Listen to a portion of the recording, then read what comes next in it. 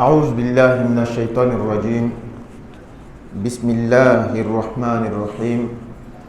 الحمد لله والصلاة والسلام على سيدنا رسول الله محمد وعلى آله وأصحابه ومن والاه.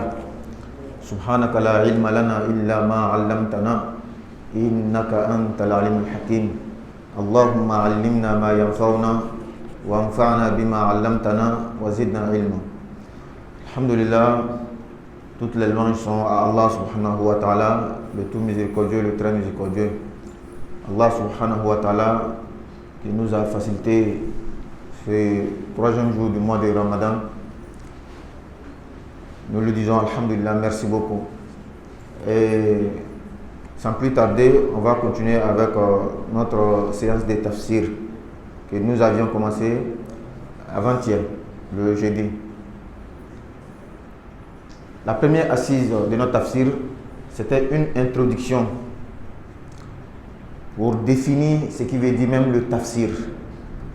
Tafsir al-Qur'an, le commentaire du Coran. Et à partir de là, nous avons défini le mot Qur'an. Qu'est-ce que veut dire Qur'an? Et on a donné l'importance de la lecture du Coran et beaucoup de choses.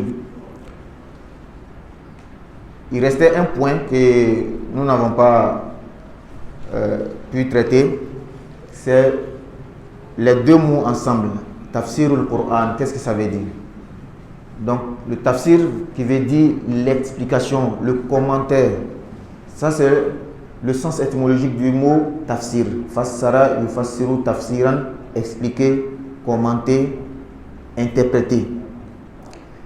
Donc tafsir ou le Coran, chez les savants musulmans, qu'est-ce que ça veut dire? Il y a un sens large dans leur domaine. Parce que nous, souvent, on pense que comprendre quelques mots arabes ou bien se basant sur des traductions et on peut faire le tafsir. Non, c'est pas comme ça. Ça a besoin de beaucoup de choses. C'est pourquoi les savants définissent le mot tafsir al-Qur'an. Ils disent ilmun yubhasu fihi an kayfiyati nutqi bi alfaz al-Qur'an wa madluliha wa ahkamiha al-ifradiyyati wa tarkibiyya wa tatimmati dhalika ka ma'rifati an-naskhi wa sabab an-nuzul. Lorsqu'on dit le tafsir du Coran, c'est une connaissance, c'est un domaine. Et quand on dit une connaissance, il y a beaucoup de choses là-dedans. C'est beaucoup d'efforts qu'il faut faire avant d'appartenir à ce domaine, à cette connaissance. C'est une connaissance yubhasu fihi an kayfiyati nutqi bi alfaz al-Qur'an, qui recherche comment bien prononcer d'abord les mots du Coran. Donc, toi tu ne peux même pas bien lire le Coran, tu veux faire le tafsir, là c'est une grosse erreur. Il faut savoir comment lire d'abord.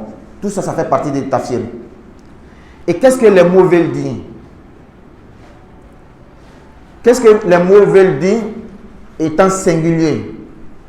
Et lorsque on met les mots ensemble, quand ça forme un texte, souvent, toi tu comprends, tu connais le sens du mot doraba, frapper. Mais lorsque le mot doraba vient à côté de doraba fil ardi, ça ne veut pas dire frapper dans la terre, mais voyager.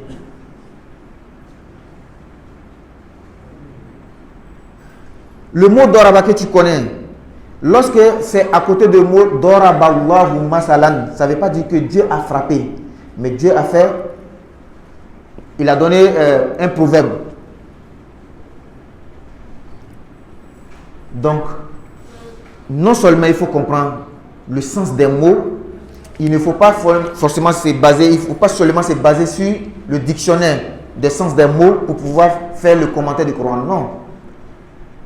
C'est pourquoi ça a besoin d'une culture de la langue arabe. Et cette culture, de quelle époque? Pas de notre époque. D'une époque qui date plus de 14 siècles avant aujourd'hui. C'est pourquoi quand tu suis quelque part les savants arabes, c'est un physicien, il a fait toute son étude en physique, parce que c'est un arabe, il comprend que le mot arabe, il se met à faire le tafsir du Coran, il fait beaucoup d'erreurs, il fait beaucoup de dégâts.